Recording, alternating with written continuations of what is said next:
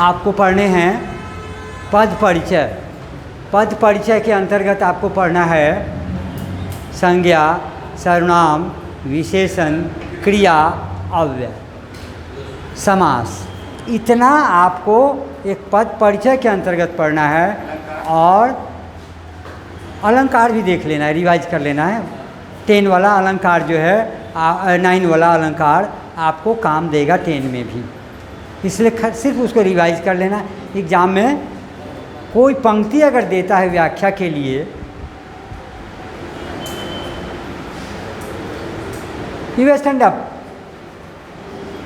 कोई पंक्ति अगर व्याख्या के लिए देता है तो उसमें पॉइंट आउट करना होगा आपको कि लिख देगा कि कौन अलंकार है, इसलिए अलंकार की आवश्यकता है। समझ गए ना? You are new student. Hindi में व्याकरण के अंतर्गत क्या क्या पढ़ने हैं सो मैं अभी पुनः बता देता हूँ, और उसके बाद मैं पद परिचय पढ़ाऊँगा। क्या क्या पढ़ना है मैं लिख देता हूँ।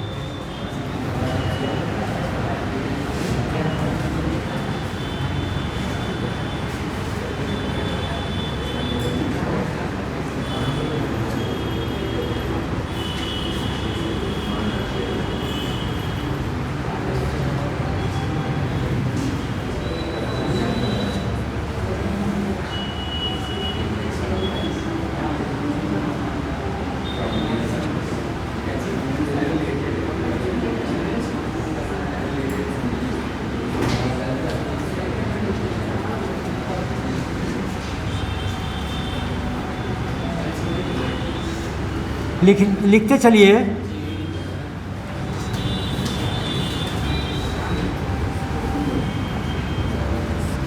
बस यही 4 आपको हिंदी व्याकरण में पढ़ना है। नोट कर लिए हैं बेटे आप? यही 4 टॉपिक आपको साल भर में पढ़ना है। समझ गए ना? चारों टॉपिक इम्पोर्टेंट है, और चारों टॉपिक से क्वेश्चन आपको बोर्ड में भी रहेंगे और आपके क्लास परीक्षा में भी रहेंगे। तो आज मैं शुरू करता हूँ पद परिचय।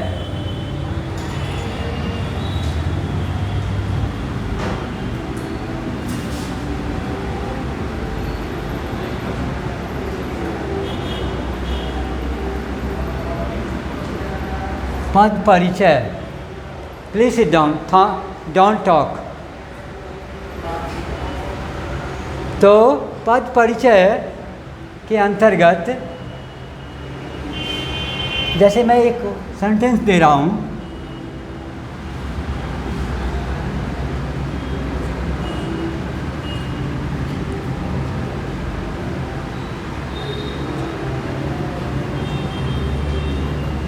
गंगा भारत की पवित्र नदी है। दूसरा,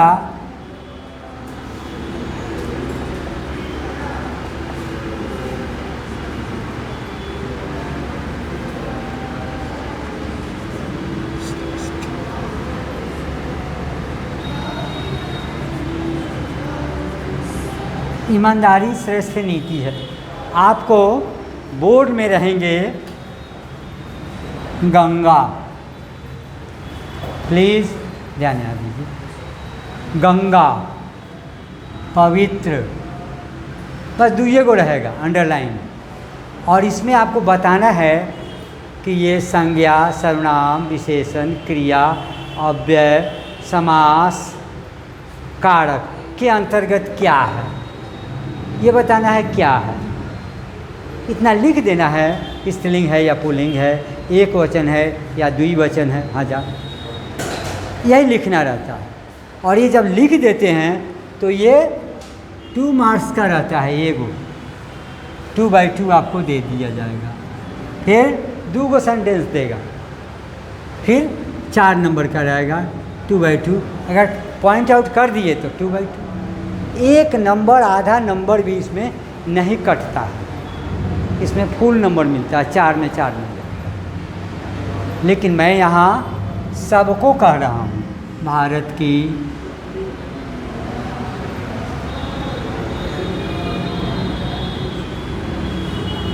मैंने सब पर लगा दिया। सब बता दे रहे हैं ताकि ताकि आपको परेशानी नहीं हो बेटे। अब देखिए,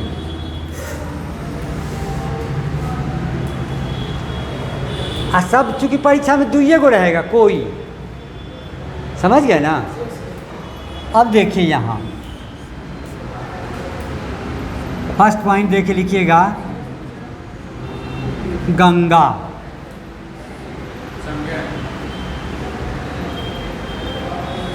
डोंट सिट लाइक दिस। तो गंगा तुम्हारा हिंदी है, संस्कृत है? हाँ, ओपन। गंगा क्या है? संज्ञा है। गंगा में पानी है ना बेटे? गंगा में पानी है ना, रहता है ना। द्रव्यवाचक संज्ञा किसे कहते हैं?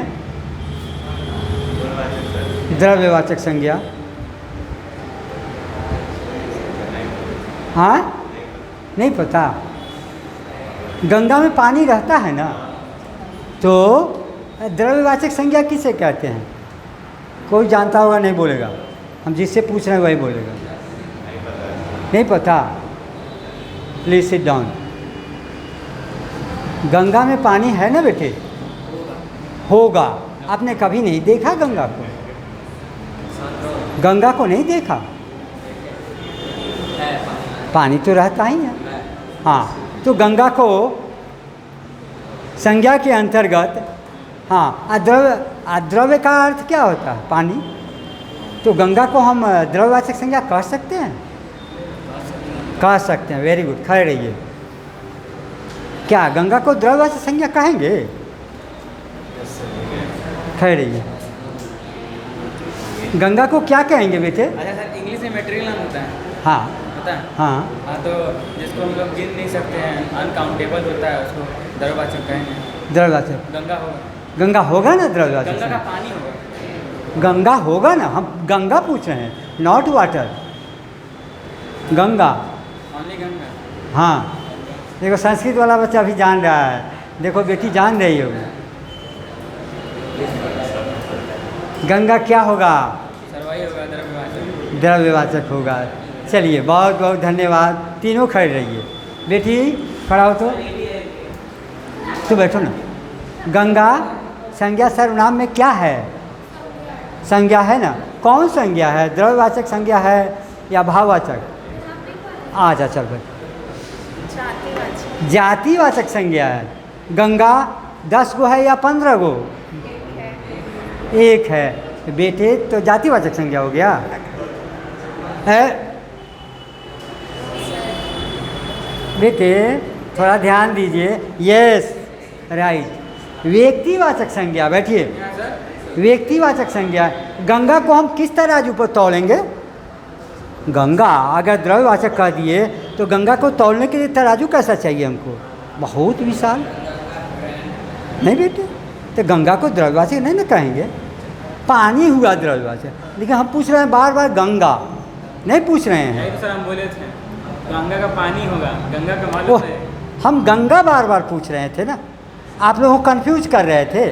आप लोग हमारी बात में आ गए। खड़े हो, खड़े हो, खड़े हो, खड़े हो। बाहर भेज दीजिए। इधर आओ। उस पर बैठ। हाँ हाँ, उस पर, हाँ बैठ जाओ, बैठ जाओ, वही जगह बैठो। चलिए, तो 1 मिनट सुनिए। तो किसको? कॉमन नाउन, कलेक्टिव नाउन और प्रॉपर नाउन, ये सब नहीं जानते आप? जानते हैं, वही तो पूछे प्रॉपर। अब क्या होगा सो आप समझिए। ये गंगा की जाति नहीं होती है। गंगा एक व्यक्तिवाचक संज्ञा होता है ना। प्रॉपर नाउन होता है, कॉमन नाउन नहीं होता। नहीं होता। देखिए, गंगा तो सिंगुलर नंबर है, एक वचन है, स्त्रीलिंग है, और यह जाति नहीं कहेंगे, व्यक्तिवाचक। किसी खास व्यक्ति का न बोध हो रहा है। तो क्या लिखें? जातिवाचक। क्या लिखें गंगा को? जातिवाचक कि द्रव्यवाचक? क्या what do you no proper noun? क्या लिखेंगे? व्यक्तिवाचक।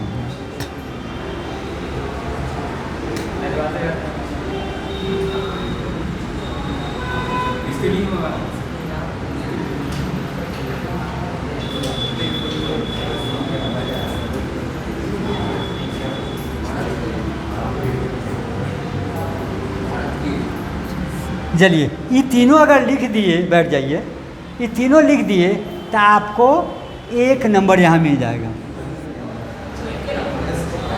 2 नंबर का तो रहता ही है, 1 नंबर आप प्राप्त कर लिए। लेकिन वही अगर लिख देते, गंगा को द्रव्यवाचक लिख दीजिएगा, जो मैंने आपको कंफ्यूज किया था 5 मिनट के लिए, आप लोग सभी मेरे बात में आ गए? नहीं आ गए थे? नहीं आइए, गलत नहीं आइए। अब देखिए, भारत की,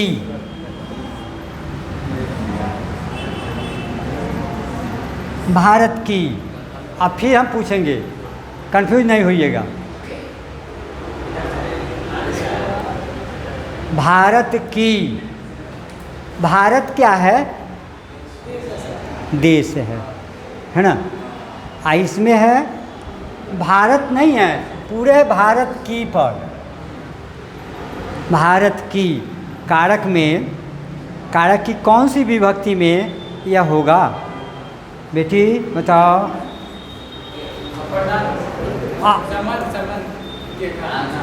संबंध कारक होगा। संबंध कारक में होता है ना, का, के, की, तो सिर्फ लिख दीजिए कारक।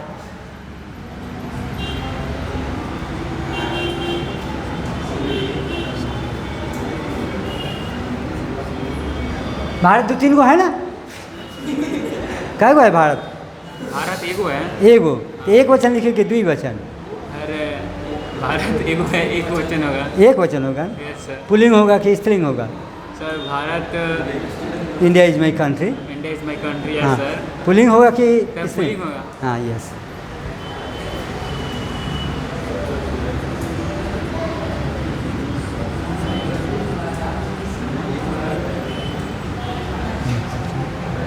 तो अब इतना लिख दिए तो फिर आपको 1 नंबर मिल गया, इसमें 1 नंबर मिल गया। अगर एक गो सेंटेंस रहेगा और 4 जगह पॉइंट आउट रहेगा, अंडरलाइन, तो एक सेंटेंस को आपको बना देना है, 4 नंबर मिल गया। एक सेंटेंस में ही 4 नंबर आपको मिल जाएगा। फिर देखिए, अब है पवित्र। पवित्र क्या है बेटे? पायस, पीयूष। पायस माने पवित्र होता है ना, सेक्रेट, सेक्रेट भी होता है ना। Yes sir. पवित्र क्या है? विशेषण। Very good. एब्स्ट्रैक्ट नाउन है? नहीं, एब्स्ट्रैक्ट नाउन है। एब्स्ट्रैक्ट नाउन है, भाववाचक है।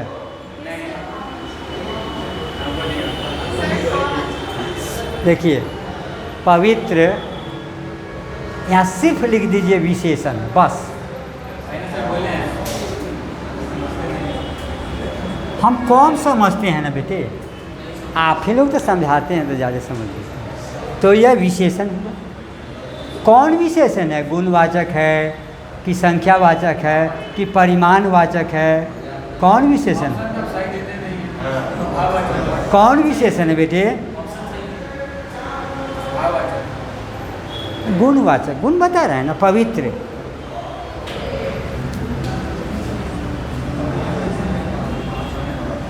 गुणवाचक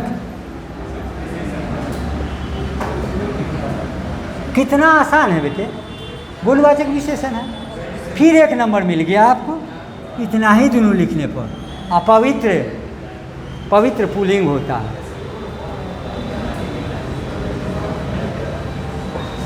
इसमें 1 वचन 2 वचन नहीं होगा, नहीं ना होगा। Thank you. अब देखिए, नदी। अब चलिए फिर नदी का आइए। नदी, फिर 1 नंबर आपको मिल गया।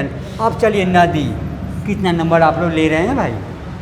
नदी, नदी का क्या होगा? कौन बताएगा? हाँ तुम बताओ। नदी संज्ञा है। कौन संज्ञा है? गुण। हाँ, जातिवाचक है। स्त्रीलिंग है पुल्लिंग है?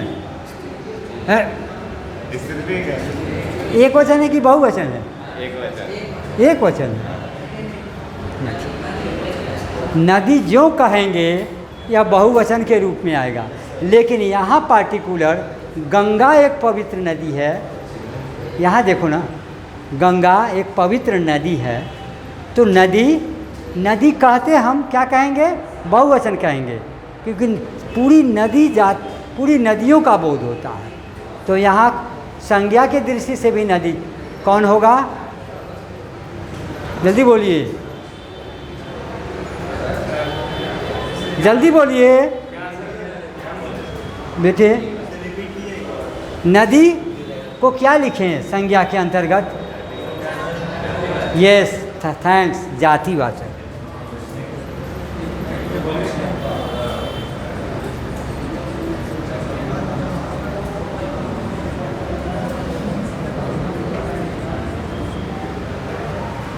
Don't eat your fingers please, stand up. हमसे गलती लिखा रहा है कि कौन जाति होगा, ये जातिवाचक होगा कि ये जातिवाचक होगा? ऊपर वाला। थैंक्स। आप नीचे वाला सही है, ऊपर वाला गलत है, इसका गलत हो गया।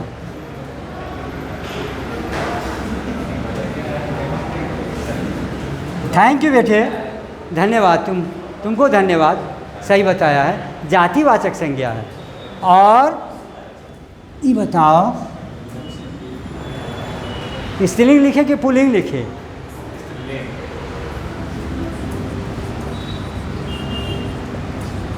एक वचन कि बहुवचन? एक वचन। हाँ, जब पूरी जाति लिख देते हैं, पूरी नदियों का बोध होता है नदी कहने से, तब बहुवचन होगा ना।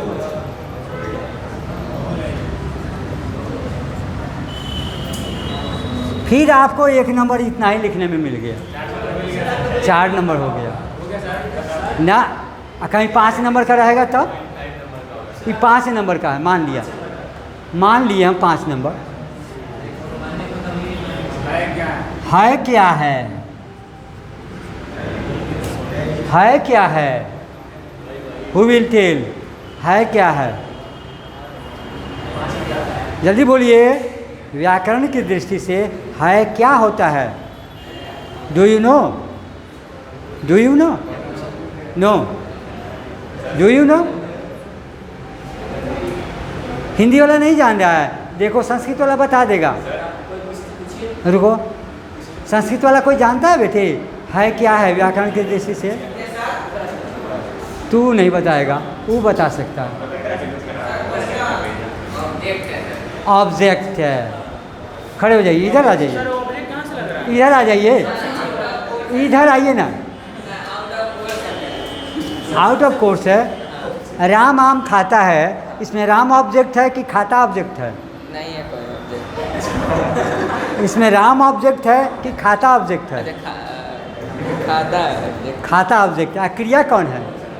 वर्ब कौन है? क्रिया राम वर्ब है। नहीं, एक सेकंड रुक जाओ, रुको ना प्यारे बेटे, बोलिए जल्दी। राम आम खाता है, इसमें राम, तो आप बताओ तो ऑब्जेक्ट कौन है इसमें? कर्म क्या है? रुक जाओ, नहीं, संस्कृत हिंदी दोनों को जानना है। खाना। हाँ, कर्म खाना है। हम पूछ रहे हैं ऑब्जेक्ट कर्म खाना है। खाना। ये कैसन लड़का है? राम आम खाता है, किसको खाता है? आम को। तो यहाँ ना कर्म कारक हो गया, तो उल्टा क्या बताया? आप उल्टा क्वेश्चन। हम उल्टा नहीं पूछे हैं, सर से भी जाकर कंसल्ट करो, हम उल्टा पूछे हैं। इसमें आम हुआ बेटे, आम कर्म हुआ। राम आम खाता है, तो राम किसको खाता है? तो आम को खाता है, फिर खाना खाता है। राम आम खाता है, इट मीन्स राम आम को खाता है, तो कर्म हुआ क्या? आम। क्रिया हुआ खाना। आराम हुआ कर्ता, सब्जेक्ट उद्देश्य। हे भगवान, आपको इसे क्या मतलब? ठीक है बेटे, तो मैं पढ़ा रहा हूँ ना, पढ़ाने में जानना है आपको यह जानना है। सब्जेक्ट एंड प्रेडिकेट, उद्देश्य और विधेय क्या होता है? सब्जेक्ट और प्रेडिकेट क्या होता है, उद्देश्य और विधेय क्या होता है, नहीं जानना है? कर्म क्या होता है, कर्ता क्या होता है, ये सब जानना है। Not only Hindi but Sanskrit also, सबको जानना है। तो हाँ, यहाँ है क्या है बेटे? जल्दी बताइए। हिंदी वाले बच्चे, हाँ यस, हाथ उठाते हैं। क्रिया है, देखो क्रिया है। कौन क्रिया है? सर क्रिया है प्रेरणार्थक क्रिया, पूर्वकालिक क्रिया, विधि क्रिया, नाम धातु क्रिया, संयुक्त क्रिया एक क्वेश्चन और रुक जाओ,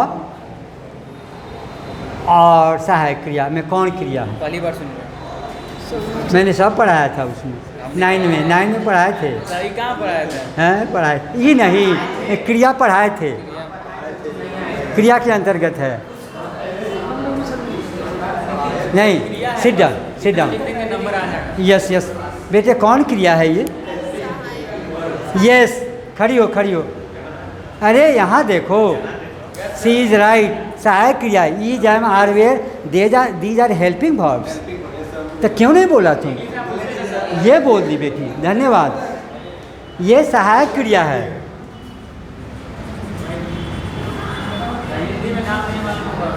सहायक क्रिया, is am are were these are helping verbs, it is known to all, सबको जानता है। और सहायक क्रिया होता क्या है, आप बताइए, खड़े हो। हाँ, सहायक क्रिया क्या होता है? हाँ, डिफाइन इट। नो, चलिए, सहायक क्रिया को कौन डिफाइन करेगा? यू नहीं, जो हाँ सर कोई भी सेंटेंस मतलब कि बनाने में बेंच नहीं तोड़ा जाए। हाँ, सर कोई भी सेंटेंस को बनाने में हेल्प करता है। Yes right. देखिए, जो क्रिया मुख्य क्रिया की सिद्धि में सहायक की भूमिका निभाती है उसे हम सहायक क्रिया कहते हैं, हेल्पिंग वर्ब कहते हैं। इसके बिना वाक्य अधूरा रहेगा और यह वाक्य को पूर्ण करता है। That person is partially right. Main verb को क्या बोलते हैं? मेन वर्ब का मेन वर्ब, हेल्पिंग वर्ब है। हाँ मेन वर्ब यहाँ है, इसमें मेन वर्ब नहीं है। वर्ब क्रिया कहाँ, क्रिया कहते हैं वर्ब। जिस वाक्य से या जिस शब्द से किसी काम के होने का बोध हो उसे क्रिया कहेंगे, और जो क्रिया मुख्य क्रिया की सिद्धि में सहायक की भूमिका निभाए उसे हेल्पिंग वर्ब कहेंगे, सहायक क्रिया कहेंगे। Understand all of them. Hindi वाले मिटाया जाए, इसको नोट कीजिए, पहले नोट कीजिए तो जल्दी से। नहीं, याद तो हो ही जाता है।